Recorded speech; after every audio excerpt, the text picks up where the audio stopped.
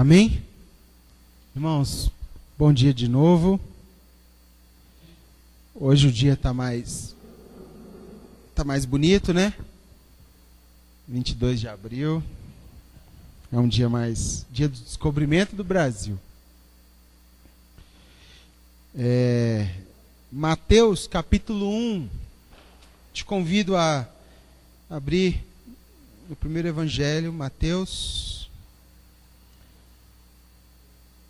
Que Deus continue nos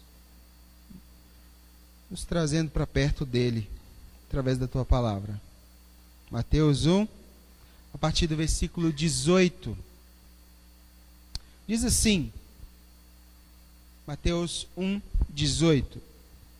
Ora, o nascimento de Jesus Cristo se deu do seguinte modo: estando Maria, sua mãe, desposada com José, antes de se ajuntarem, ela foi encontrada grávida do Espírito Santo.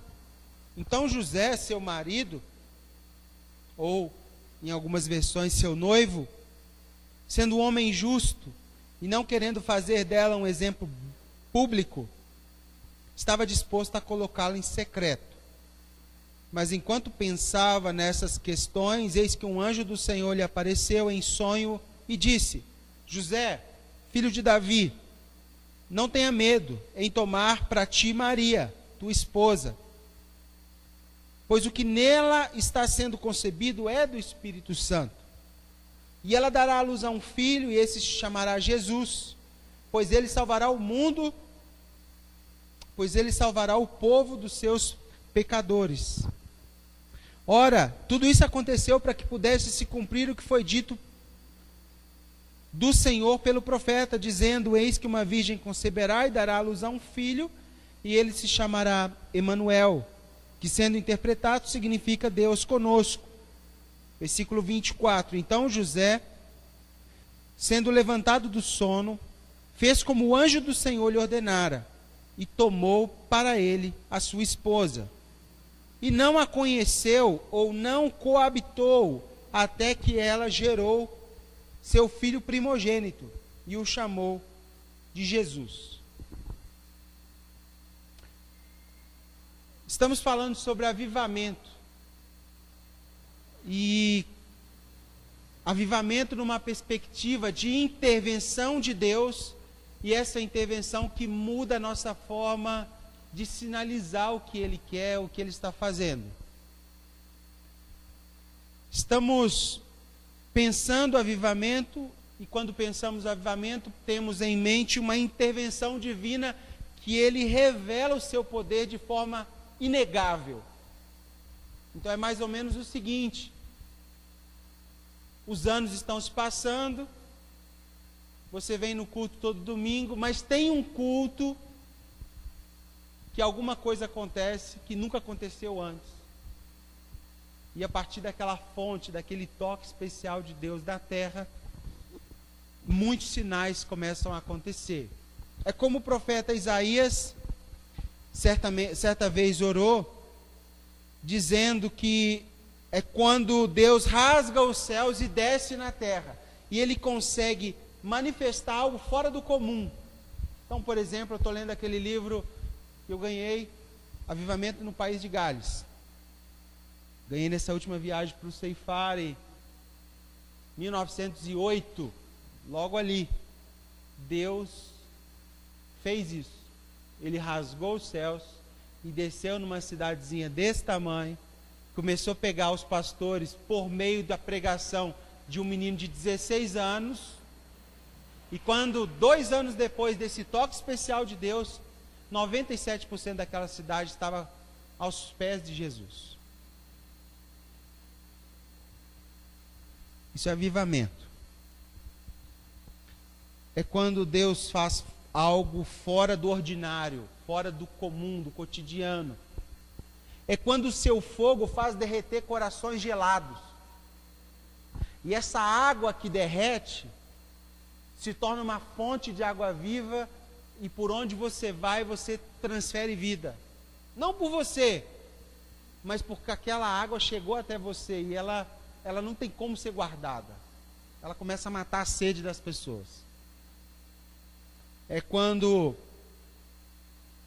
os lugares que estavam assolados pelo caos começam a ver reflorescimento. É quando o marido que batia na mulher para de bater. É quando o homem que não pagava suas contas começa a assumir suas responsabilidades. Avivamento. É quando aqueles tropeções programados já não são tão frequentes. Porque há uma incansável luta de diminuir a vontade da sua carne, porque tem uma pressão especial do Espírito Santo dentro de você. Avivamento tem a ver com o Deus que chuta a porta, pessoal. Com o Deus que não pede licença. Não é aquele Deus que, como eu aprendi antes de, que fica lá, toque, toque, toque, posso entrar? Não tem nada a ver com isso. É um Deus sem educação, que não é politicamente correto, que não está nem aí para quem é o presidente, para quem é o vereador, para quem se ele quiser, ele entra e faz o que ele quiser. Isso é avivamento. Quando eu me propus essa manhã servir vocês com esse tema, veio ao coração da minha esposa a palavra incredulidade, como um dos obstáculos que pode fazer com que nós não entremos ou percebamos esse movimento de Deus. E quando eu falo incredulidade, você pode pensar que eu, como um pastor evangélico, e tenho orgulho de dizer isso, eu trarei para você essa manhã razões incontestáveis para você acreditar em Deus. Ou talvez você pense que eu vou trazer para você informações para você nunca mais duvidar de Deus. Ou talvez que eu vou te prometer que Ele está disponível para qualquer momento e você, com a sua própria vontade, pode mudar a vontade dEle. Ou talvez, como eu já ouvi também, que se você abrir seu coração, Ele vai entrar e Ele vai começar a te dar explicações de tudo que Ele faz, por que Ele fez, por que Ele criou o mundo desse jeito. E aí você começa a colocar Ele na parede e falar: Deus, mas por que isso acontece na minha vida? Aí Ele, com toda calma, começa a te explicar tintim por tintim. Não me compreenda mal. Mas minha intenção não é essa. E ela não é por uma razão muito simples. Deus não faz o menor esforço para ser crível. Deus, o nosso Deus, Ele não ajuda, pessoal. Pelo menos esse é o Deus que eu tenho conhecido. Assim, é claro que eu tenho inveja de alguns irmãos que falam assim, por exemplo, que em um dia Deus falou com ele 4 vezes, 5 vezes, 10 vezes. Que ele foi orar à noite, Deus falou com ele. Aí no outro dia Deus deu uma palavra para ele. Aí no outro dia Deus apareceu para ele. Aí ele sonhou e Deus apareceu no sonho. Eu até, assim, tenho uma inveja santa disso. Porque, por exemplo, quando eu penso em Moisés, a vida e o chamado todo de Moisés, sabe quantas vezes Deus falou com ele? 3 vezes. Em 40 anos de deserto, Deus falou 3 vezes. Mas Moisés falou milhares de vezes com Deus. Mas Deus só falou 3 vezes. Então assim, eu tenho uma inveja santa dessas pessoas que falam que Deus falou toda hora e vai comprar um negócio, aí chega na padaria e aí acabou de sair o pão com gergelim, você fala assim, foi Deus que mandou eu vir aqui. Assim, o Deus que eu tenho conhecido é um Deus que não ajuda, pessoal. É um Deus que não troca de roupa para fazer o que está na cabeça dele. É um Deus que, na minha percepção, é obstinado. e que não está nem aí se eu vou entender como, porquê, como que ele faz, que dia que ele vem, se meu orçamento cabe, se... Ele simplesmente chega e é. Ele chega e faz. Ele chega e coloca tudo de cabeça para baixo. Até mesmo, Isaías já tinha falado isso, porque, lembra, ainda antes que houvesse um dia, eu era, e nenhum há que possa livrar alguém das minhas mãos, porque, agindo eu, ninguém pode impedir. Isaías 43, 13. Não, quem sou eu para falar que ele pode ou não fazer alguma coisa? Quando eu penso em incredulidade, eu penso em algo que tem a ver comigo e não em Deus. Algo que tem que ser alterado em mim, e esse em mim não tem nada a ver com Deus. Calbart dizia que Deus é o totalmente outro. Certa vez Jesus, em Mateus capítulo 13, chegou na sua cidade natal e na cidade anterior ele estava fazendo muitos milagres. E ele chegou lá e começou a falar do reino vindouro, e as pessoas começaram a vir até ele. Mas ele não pôde fazer muitos milagres. E ao ser perguntado o motivo, Mateus 13, 58, ele disse assim: por causa da incredulidade do coração dessas pessoas. Então, os milagres e as ações não tinham nada a ver com Deus, porque horas antes ele estava fazendo. E horas depois ele não podia fazer mais. Aqui havia alguma coisa entre as pessoas que o ouviam, que cooperava para os sinais, e aqui havia algo que impedia os sinais, incredulidade. Mas não tem nada a ver com Deus. Incredulidade no grego é a palavra apistia, que significa infidelidade. E aí começa a chegar mais perto da gente. Falta de fé, descrença, fraqueza de fé. Como fé tem a ver com a gente, porque Deus não precisa ter fé em nada, Ele é tudo. Incredulidade não tem nada a ver com Deus, só tem a ver comigo. Incredulidade não tem nada a ver no que Deus pode ou não fazer, em se mostrar a Deus, mas na minha capacidade de perceber e de me disponibilizar para o que Ele quer fazer.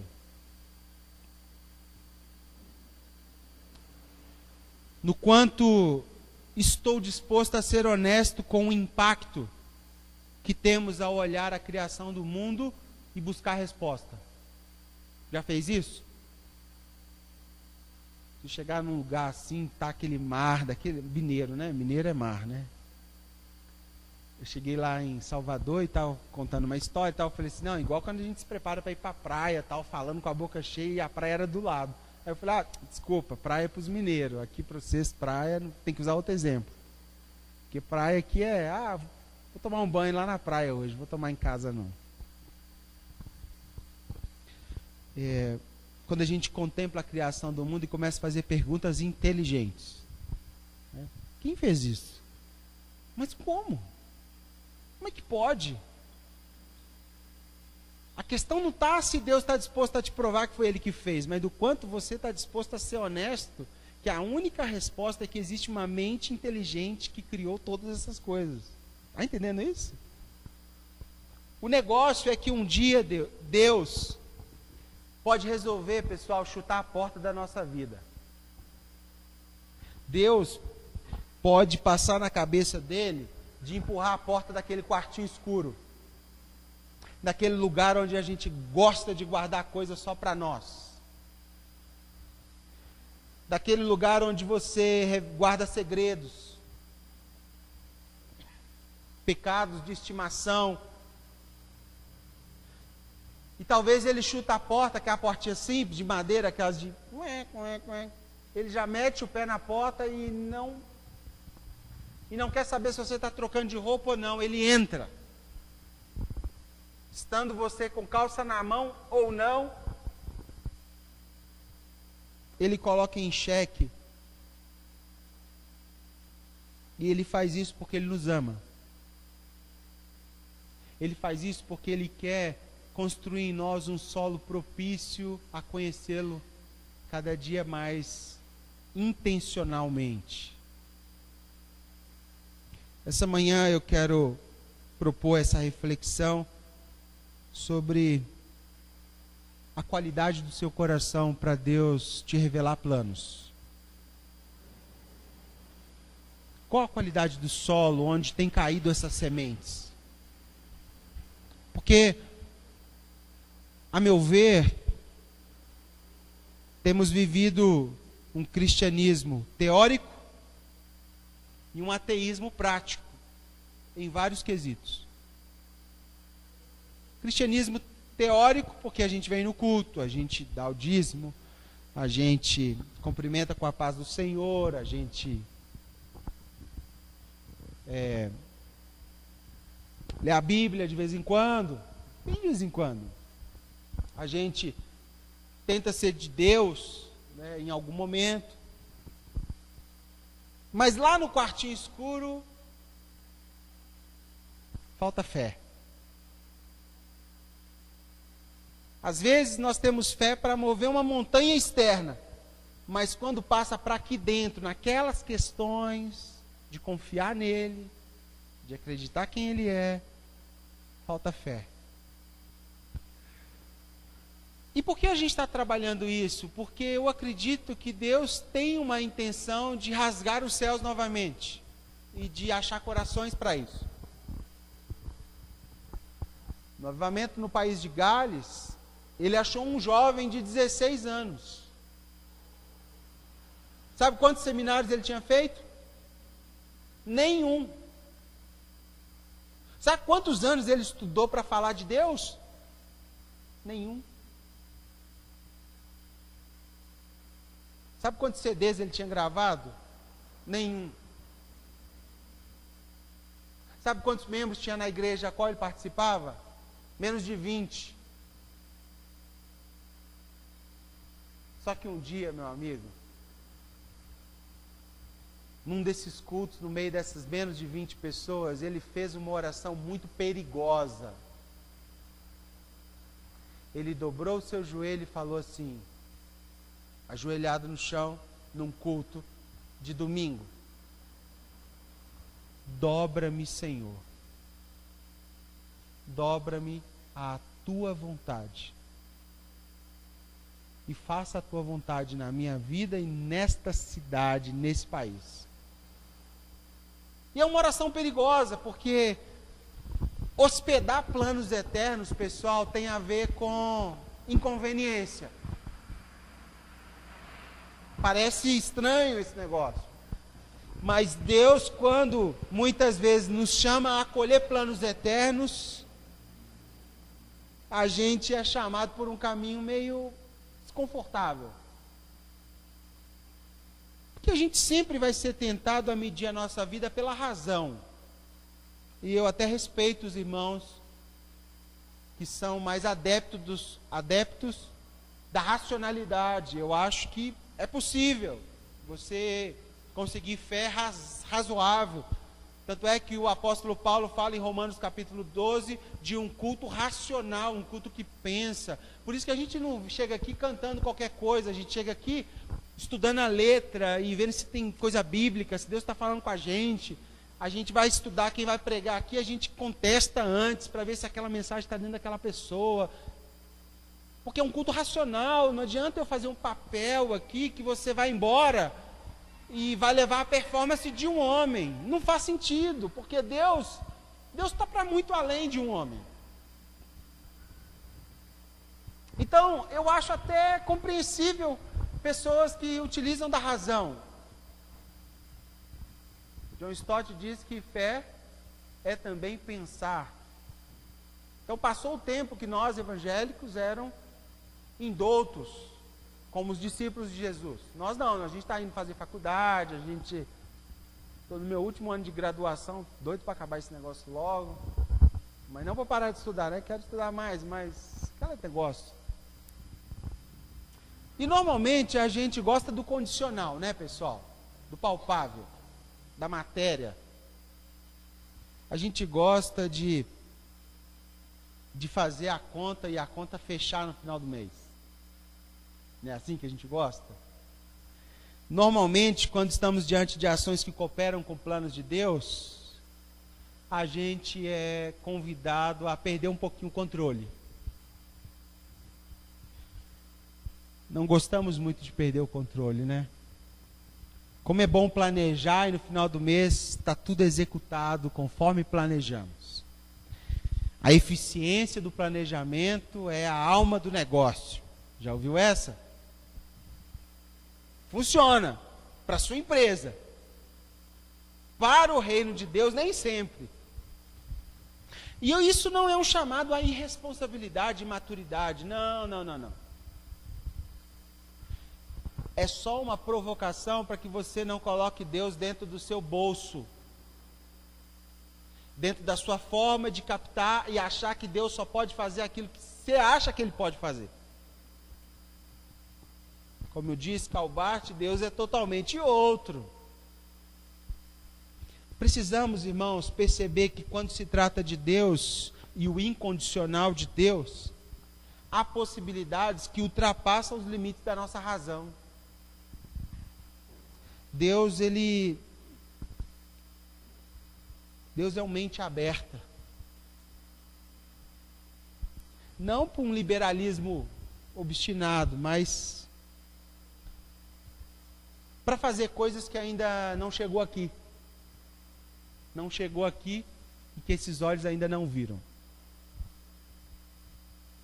Esse é o nosso Deus. E a gente precisa perceber que esse incondicional, ele faz parte da forma dele agir. Sempre vamos enxergar o mundo a partir de uma realidade que nós estamos. Então, por exemplo, se eu estou sentado nesse banco, eu vejo o mundo assim. Não é isso? Mas isso não quer dizer que Deus está vendo assim. E o problema é que quando Deus está vendo daqui, que é mais alto, né? Ele está vendo mais longe. E se eu, sentadinho aqui, só aceito a ação de Deus a partir daqui, eu terei uma visão de Deus limitada de quem Ele é e do que Ele pode fazer. O nosso alcance tem a ver com a nossa posição e depende da sua posição para que você enxergue o que Deus está fazendo ou não. Quando eu penso na história que eu li para vocês no começo, eu penso na história de José e vejo no mínimo um drama acontecendo aqui.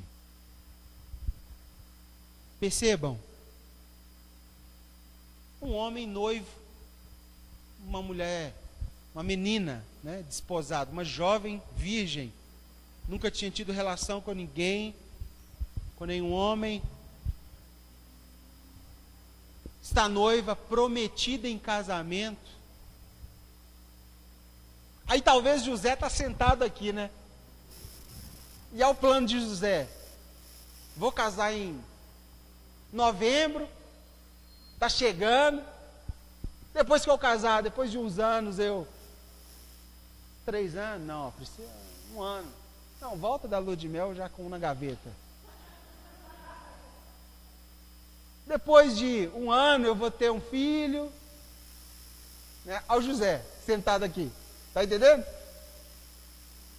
Aí o José foi para o culto. Aí chega a noiva dele, toda bonitinha, toda certinha. E José está lá. Ah, minha noiva aí. Nossa, vou casar em novembro. E aqui está Deus. Tem uma promessa que precisa se cumprir. eu preciso enviar o Emanuel.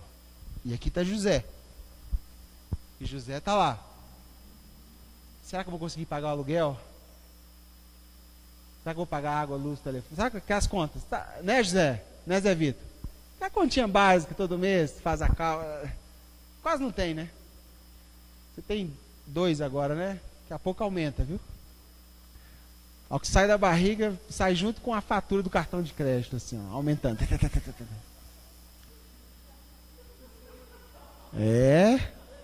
É o homem. E aqui está José. Faz o orçamento. Deixa eu ver aqui se vou conseguir pagar tudo para o casamento. Não, e o vestido da Maria? Não, preciso comprar o vestido. Não, o vestido é o pai, não, mas eu vou ter que... A festa. E José está aqui pensando. E Deus está aqui assim. Oh, meu Deus, como é que eu vou fazer? É o seguinte, eu vou ter que chutar a porta. Eu vou ter que descer lá. Porque existe uma promessa que é maior do que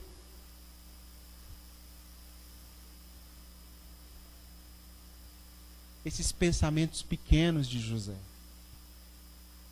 E eu vou ter que, me desculpe, José, mas eu vou ter que ferir sua razão. Eu vou ter que explodir e implodir seu orçamento. Sua politicamente correto, sabe por quê? Porque eu vou fazer algo na terra que nunca aconteceu antes. Sabe aquela moça que você nunca tocou ela, tá tudo certinho? Ela vai engravidar e as pessoas vão olhar para você e achar que você fez coisa errada. Mas sou eu que estou fazendo, fica tranquilo. Mas a sua razão vai achar que você está totalmente equivocado. Você está louco. Quando as pessoas falam assim, não, o menino tem 14 anos, ele é seu filho. O quê? Meu? Não cabe no meu orçamento, Deus. Você está louco. A gente precisa entender que Deus não é uma ideia nossa. Deus não é uma ideia minha. A minha ideia de Deus que é uma ideia minha. E muitas vezes a gente fala de um Deus, fala de uma ideia de Deus que é nossa, como se fosse a ideia de Deus. E Deus é totalmente outro, pessoal. E olha o drama. José está sentadinho aqui com a agenda, a caderneta, as fotos, contratou o cara para filmar o casamento, tudo belezinha. Chega a hora de ir para o culto. Só que na noite aparece um anjo para ele e fala o seguinte: sua mulher está grávida. Como assim? Sua noiva está grávida? Como assim? Amanhã você vai chegar lá na igreja. Bom, se chegar alguém aqui no nosso meio hoje, grávida, desposada, como é que a gente como igreja recebe em geral? Tem umas pedrinhas do lado? Não é assim que funciona? Mesmo que você não joga a pedrinha, você dá uma olhada e fala assim, fez o que não devia, né? Não é assim que a gente faz? Mas a gente faz, não é porque a gente acha que ela fez o que não devia, é porque a gente fica indignado por a gente estar segurando a onda e não fazer, e queria fazer, e alguém não segurou a onda e fez o que a gente queria fazer. Está entendendo? E por isso que a gente quer jogar a pedra.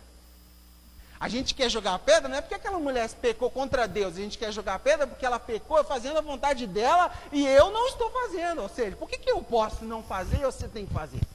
E você pode fazer. Não é por isso que a gente quer jogar a pedra.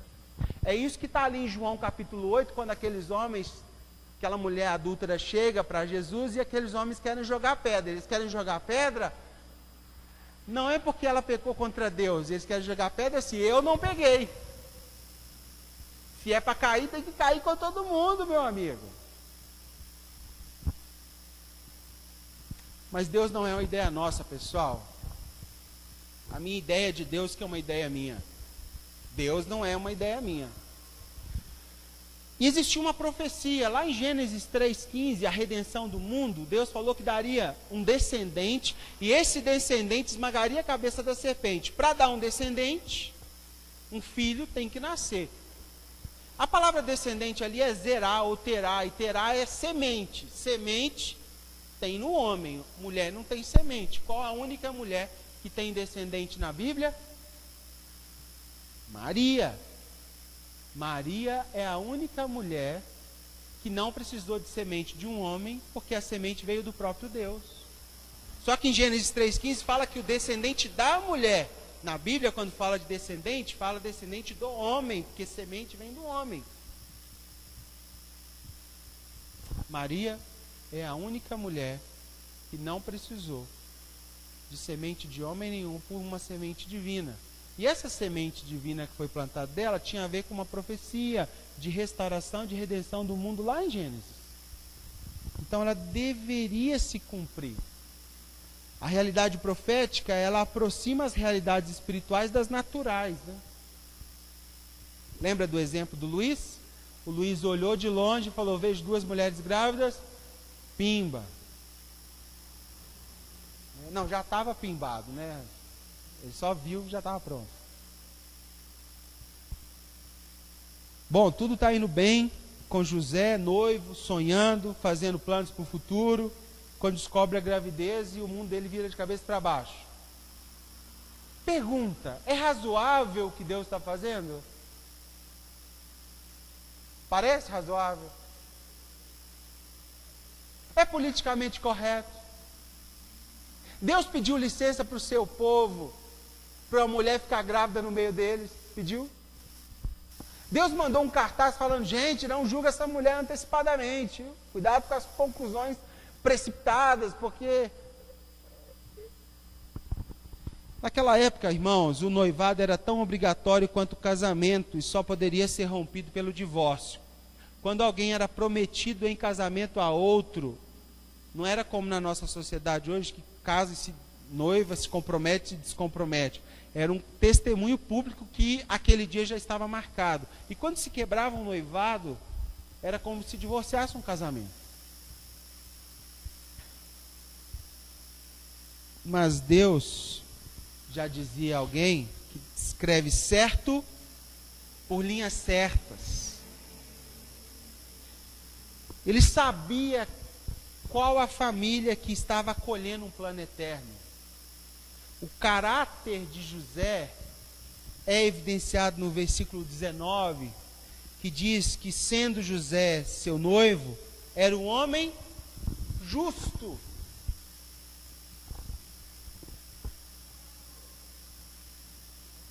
O caráter de José aqui estava no roteiro de Deus.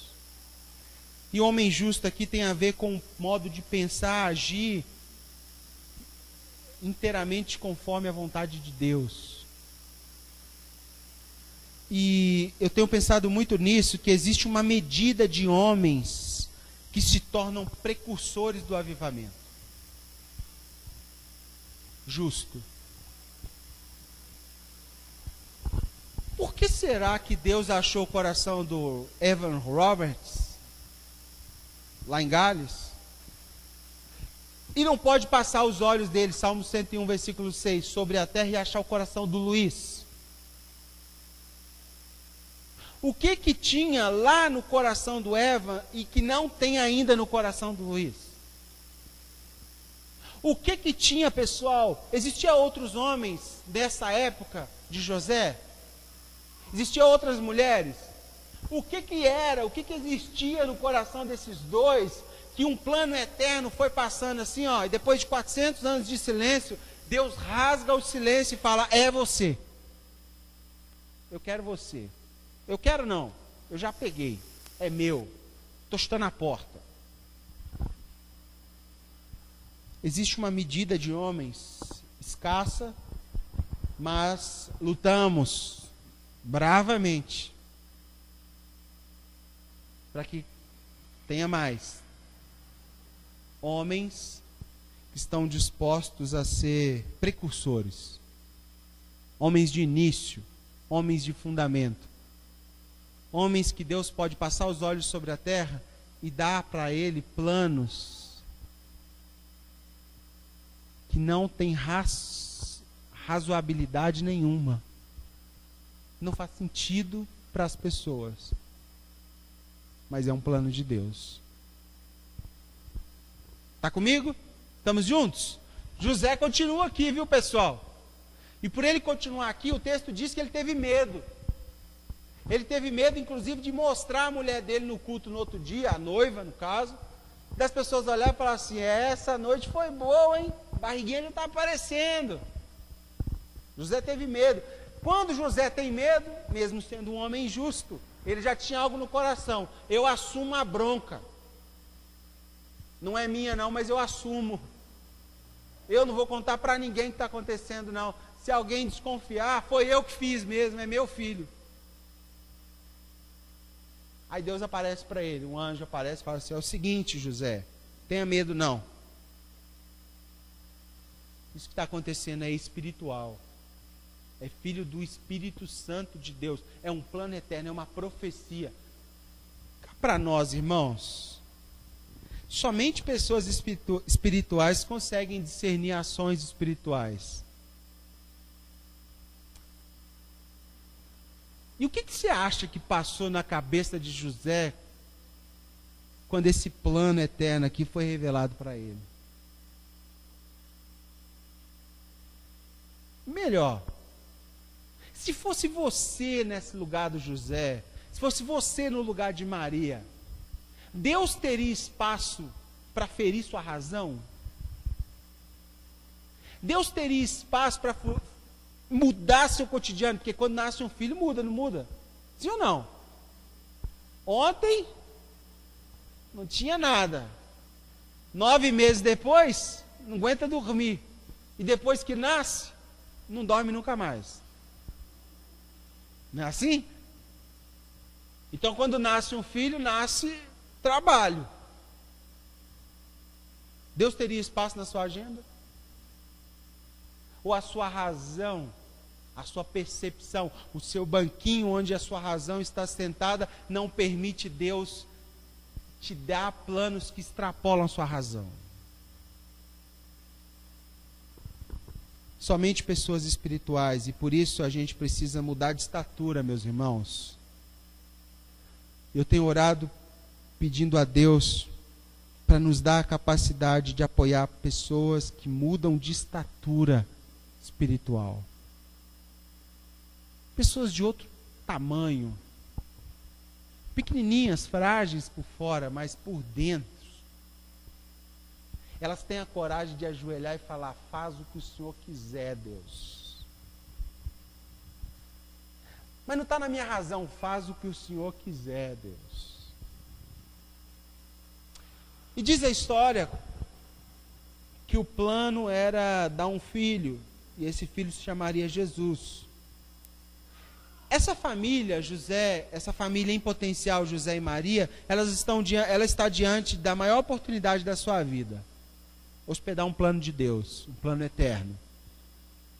Serem pais do Filho de Deus, do Salvador do mundo, do Messias esperado. Olha isso.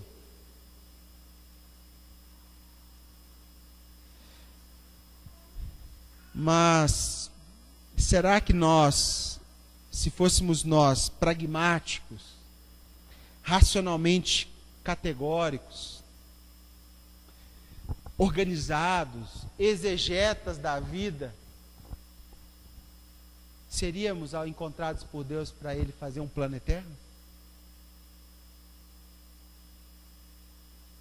Será que Deus, Ele é do tamanho do que eu consigo permitir ou não, na minha razão? Será que Deus pede permissão, pessoal?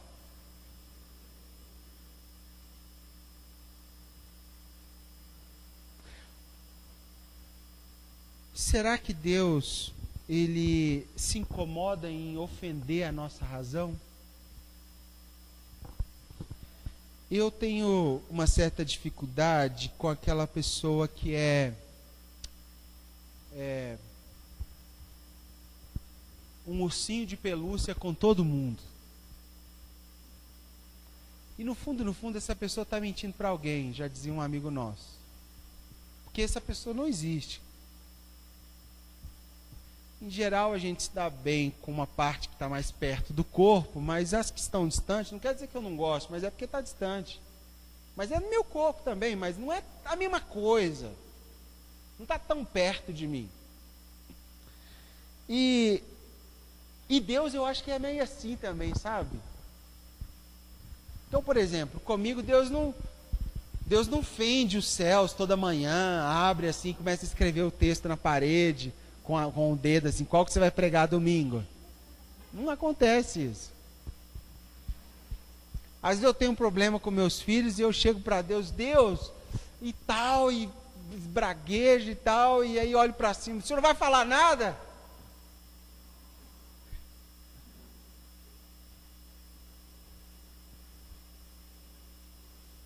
Quase que eu consigo escutar assim, o problema é seu. Resolva, chupa essa manga. Porque esse Deus, pessoal, que eu estou apresentando para vocês essa manhã, é um Deus que extrapola a nossa razão, que está disposto a fazer coisas que não cabem na nossa agenda, que está disposto a fazer aquilo que não cabe no nosso orçamento, que está disposto a nos ofender com um plano eterno. A grande questão é se nós seremos pessoas desse calibre, que a gente consegue se disponibilizar a enxergar esse Deus.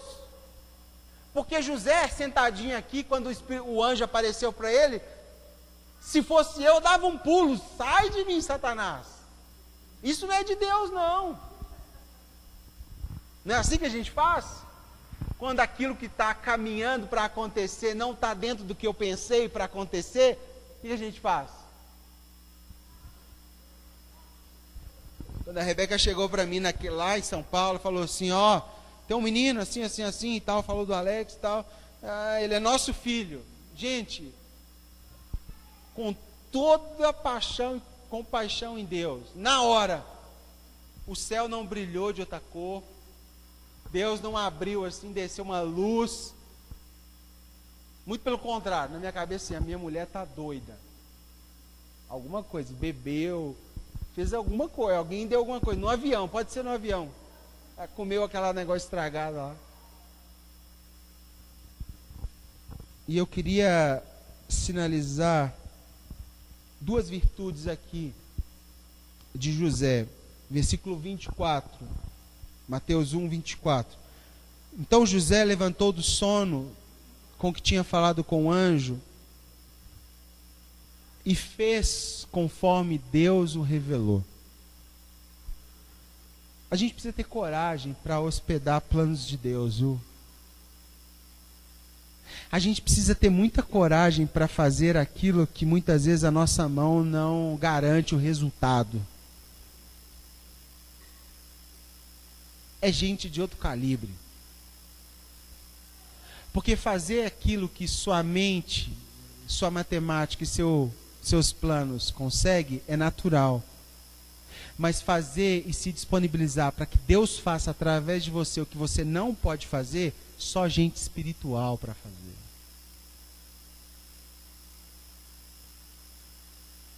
E eu acho interessante porque José, ele tem coragem para ter ações correspondentes. Ele acreditou no que Deus falou. Muitas vezes a gente está sentado nesse banco e quando a gente escuta coisas, a gente fala o quê? Quando é muito mirabolante, coisa da minha cabeça. Gente, pensa Maria, acordando de manhã, uma barriga crescendo, ela nunca tinha tido relação com ninguém. Não tinha como. Hoje tem a gravidez psicológica aí, né? A mulher fica pensando tanto está grávida que começa a ter sintomas. Acontece. Só que o dela não era só psicológico, tinha algo dentro. Mas ela nunca tinha relação com... Está entendendo? Essa mulher tinha que se dobrar todo dia a algo assim. Deus falou comigo. A minha razão é menor do que Deus. O plano eterno de Deus é maior do que o meu plano. Dia a dia, reconhecendo que Deus é maior do que a agenda que ela faz sobre Deus.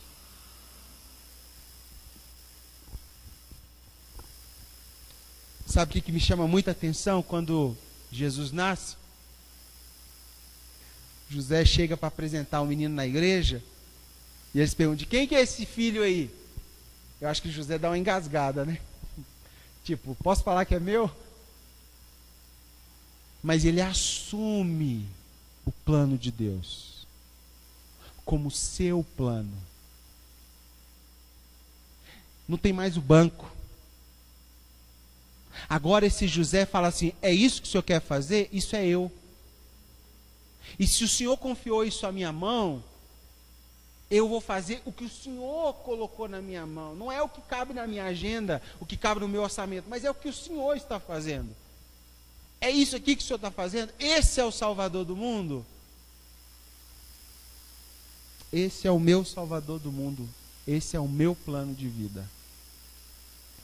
José, ele teve obediência para acolher um plano eterno. E segunda virtude, versículo 25.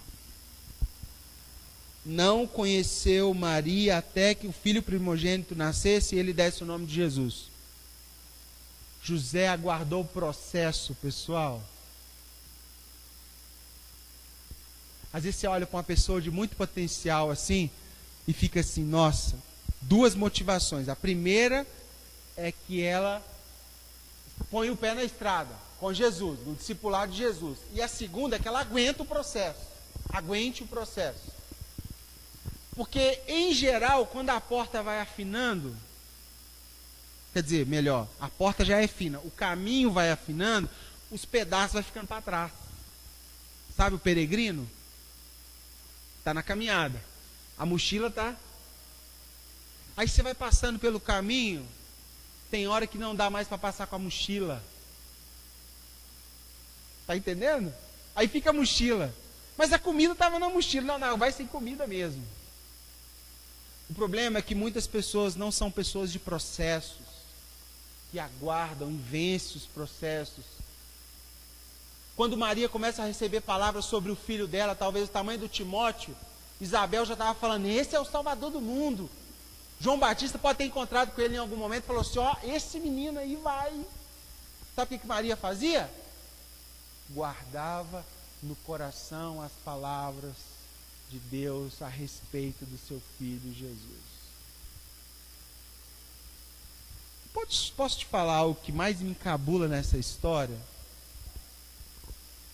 Que Maria teve a capacidade de olhar para o seu filho sendo esquartejado na cruz. Põe a mão na paixão de Cristo, né? Põe a mão na pedra, assim, aperta a pedra, igual apertando o coração dela. E olhar nos olhos daquele homem chamado Yeshua HaMashiach, e esse homem, minutos antes, dizer: homem, eis aí a sua mãe, mãe, eis aí o seu filho. O que está sobre mim, a senhora já sabe, é um plano eterno. Continue a senhora uma vida natural. Agora, o que cabe a mim é cumprir um plano espiritual, um plano eterno. E essa mãe, as mães vão entender bem o que eu estou dizendo, teve coragem de perder o que era seu e acolher um plano eterno até na morte do seu filho. Sabe quanto vale isso para uma mãe? A gente foi dar vacina de 4 meses no menino, 4 vacinas num dia. Isso devia ser, tem que estudar isso aí, mudar esse método, porque o negócio aterrorizante, não é? Você chega lá com um bichinho, ele rindo. Não, primeiro você troca a roupinha, ele: não, eu vou passear na rua. Aí fica todo bonitinho. Aí quando você sai com ele, com o cartão de vacina na mão, o Timóteo já olha pro cartão e fala: ih, já vai me levar sofrimento. Aí você chega lá, brincando, rindo, a menininha está lá dentro rindo. Aí o pai senta com o menino no colo. Aí chega, primeira. Gente, na primeira, se você puder falar assim: não faz esse negócio mais não, pode ficar sem isso. Aí 2, o menino já está gritando. Tem mais 2 ainda. Está entendendo? Agora, entenda a capacidade de Maria acolher um plano eterno e olhar para o seu filho sendo escalpelado, ficado sem pele, uma pele viva, pulsante, um sangue escorrendo no chão em favor nosso. O sangue do Cordeiro de Deus, não de Maria, naquela cruz. e ela se submeteu até o fim a um plano eterno. A gente está falando de um outro tipo de gente. E se a gente está falando desse outro tipo de gente, é porque a gente quer ser esse tipo de gente. Pessoas que aguardam o processo de Deus na nossa vida e ela vai correspondendo a cada etapa desse processo de forma madura, consciente e não necessariamente razoável. Porque Deus, normalmente, é irrazoável. Deus, normalmente, faz o que a gente ainda não conseguiu entender. Anda por caminhos que a gente nunca passou. Deseja o que a gente não quer. Esse é o nosso Deus. Bom, esse é o Deus que eu tenho conhecido. Se você tem conseguido se relacionar com Deus, você consegue colocar Ele em padrões, em parâmetros, em uma caixinha, tudo bem, eu respeito. Mas esse Deus não foi o Deus que encontrou com José e Maria e chutou a porta da vida deles. Concluindo, se essa história fosse conosco, se eu e você fosse José e Maria, a gente receberia essa promessa? Sejam honestos. Jesus entraria na nossa rotina, pessoal? Cuidar de bebê dá trabalho, fralda, aquele negócio todo, antibiótico, 2 fraldas, faz dormir, não, aí dá uma manutenção, põe para rotar, hoje 4 horas da manhã, o rapazinho achou que já era 9 da manhã, então queria conversar e tal, aí pega ele, põe lá no meio, a mãe já está, né, já está cansada de amamentar ali a noite inteira. A gente está disposto a ter mais trabalho? Por um plano eterno?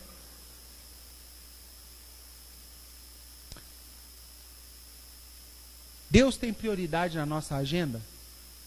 Eu gosto de agenda, né? Faço tudo, tento. Mas de vez em quando ele chega lá e trava o computador da agenda. Rabisca tudo. Agora é comigo.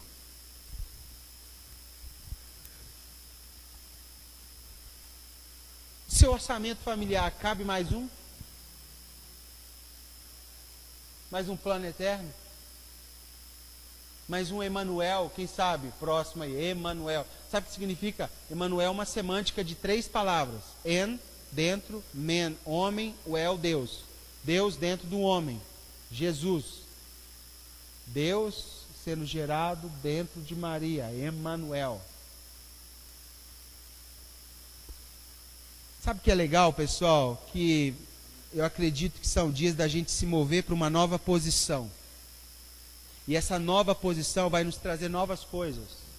Como igreja, como família, como irmãos. E essa posição fala de um lugar que nós possamos nos abrir a possibilidades em meio a impossibilidades. É quando a gente pega nosso cronograma politicamente planejado e fala assim: pode mexer, Deus. Isso aqui é o que eu penso, mas o Senhor, já dizia o profeta, os pensamentos de Deus são muito mais altos do que os meus. Os caminhos de Deus são diferentes dos meus. O problema é que a gente sabe essas coisas e só deixa Deus caminhar nos meus caminhos. A gente só deixa Deus atingir os meus pensamentos sobre Deus. Isso me faz lembrar das palavras últimas de um homem chamado Jó. Jó, capítulo 42. Palavras últimas de um homem que achava que sabia muito sobre Deus. De um homem que tinha, assim, uma plena convicção que já conhecia Deus. E aí vem o dia que Deus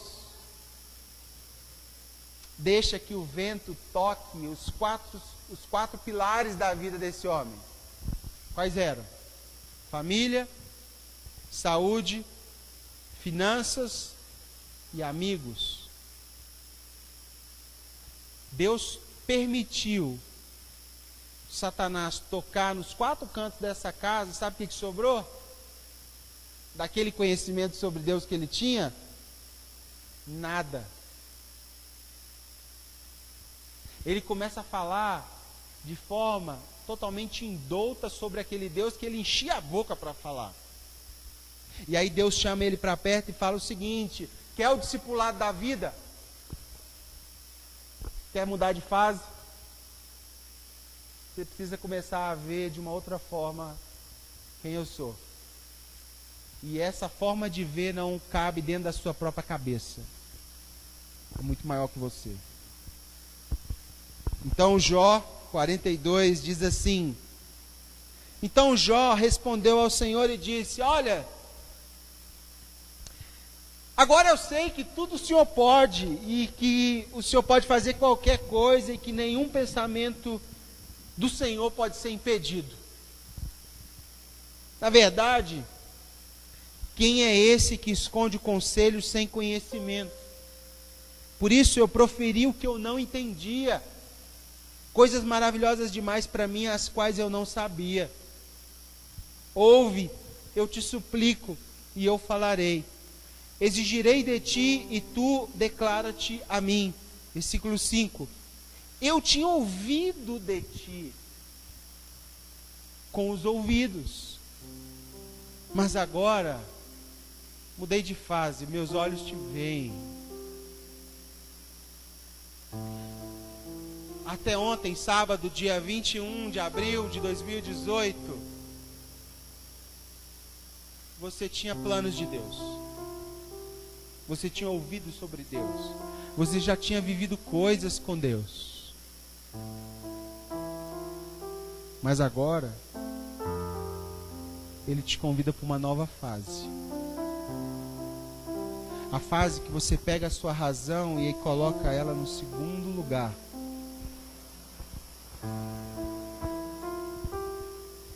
E você coloca os seus planos e projetos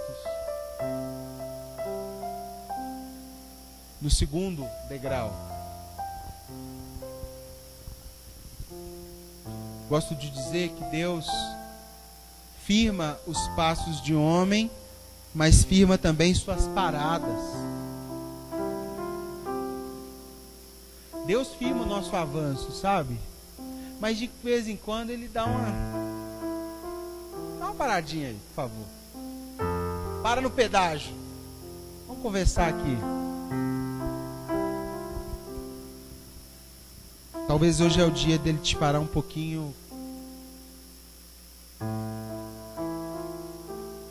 e Ele faz isso para que você experimente algo maior do que a sua própria mente ou o conhecimento de Deus pode dizer que é possível.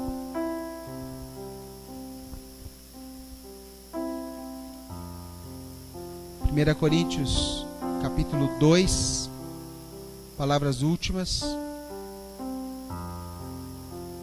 1 Coríntios 2.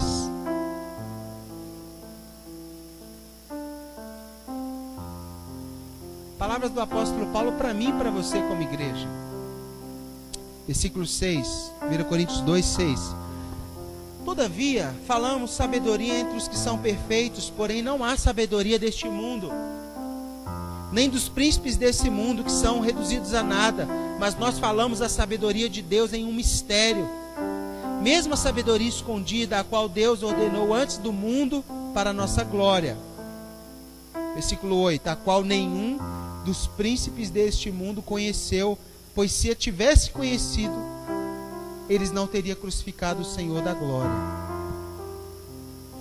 Mas como está escrito, olho não viu, nem ouvido ouviu, tampouco entrou no coração do homem as coisas que Deus preparou para aqueles que o amam.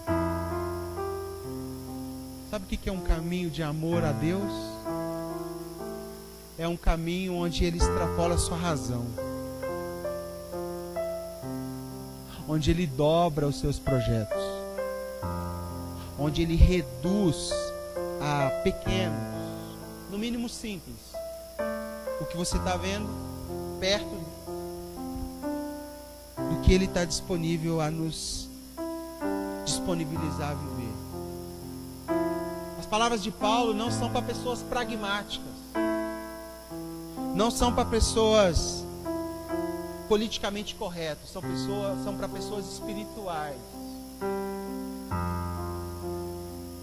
que têm a sua capacidade e finitude de reconhecer que quem é infinito é Deus, quem tem o plano é Deus, e quem tem a força no pé para chutar a porta é Deus,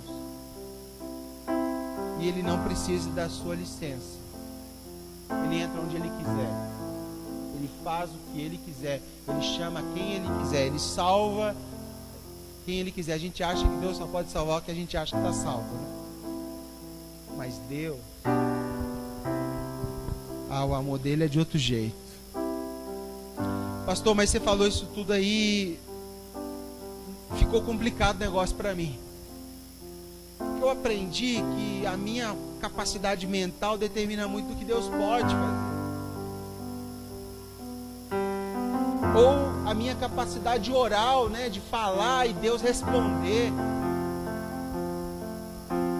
E eu quero encerrar com uma reflexão de uma experiência dessa semana. Teve um dia dessa semana de madrugada que o Timóteo acordou por volta de 3 e pouca da manhã.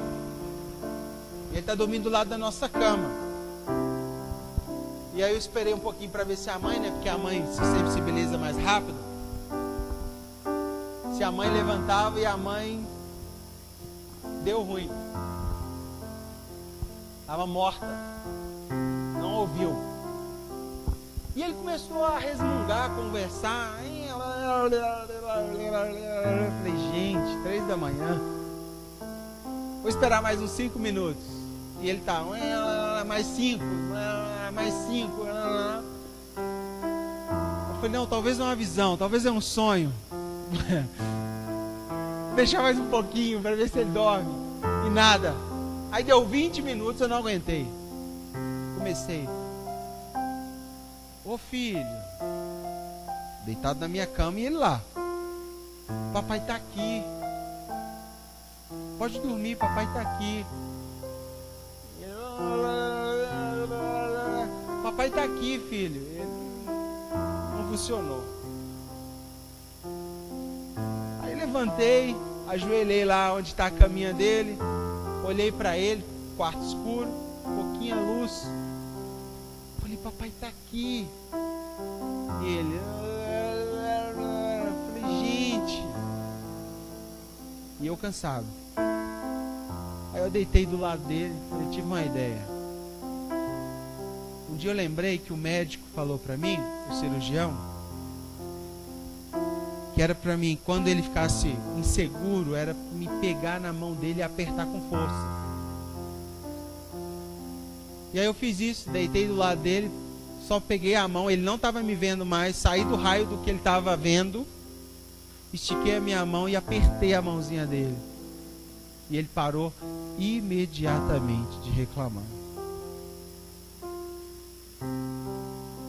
E aí me lembrei de um Salmo 95 que fala que a gente não precisa ver Deus, que a gente precisa é de ter coragem de dar a mão para Ele. E aí as nossas respostas, que a gente tanto gosta, se tornam desnecessárias. Sabe por quê? Porque dando a mão dele eu estou seguro. Se até hoje a sua fé só te trouxe até onde a sua mente entenda, eu estou te convidando para um novo lugar. Você não precisa ver mais nada. Você não precisa ser convencido de nada. Você só precisa dar a mão para Deus e sentir Deus. O que você precisa é o que o Timóteo precisava naquela noite. Saber que não era a voz do Pai, mas era a presença do Pai que torna razoável a não necessidade de todas as respostas. É a presença do Pai. é quando Deus tem a capacidade de nos tocar de uma forma que você não tem dúvida e fala assim: eu não mereço, mas o Senhor está aqui. E isso resolve tudo. E aquele problema que ontem era gigante, agora é tão pequeno, porque parece que você foi nutrido por uma coisa que saiu dele, entrou na sua mão, e agora você está mais forte do que você estava ontem, mas o problema é o mesmo, mas dentro de você tem uma perspectiva diferente. Eu encerro com uma frase de um avô muito querido, que diz o seguinte: eu acredito no cristianismo como eu acredito no sol. Não apenas porque eu vejo, mas porque por meio dele eu vejo todo o resto. Cristianismo não é uma coisa da nossa cabeça. É uma coisa que a gente vive lado a lado com Deus. E eu te convido a abandonar a incredulidade. Porque a incredulidade é a nossa incapacidade de se submeter a quem Ele é. Ele é crível. Ele só não faz questão. Ele é Deus. E não respeita a sua razão. Ele é maior. E eu quero te convidar a se colocar de pé comigo e orar essa canção que diz que o nosso coração está disposto a ouvir Ele, a dar a mão e continuar obedecendo.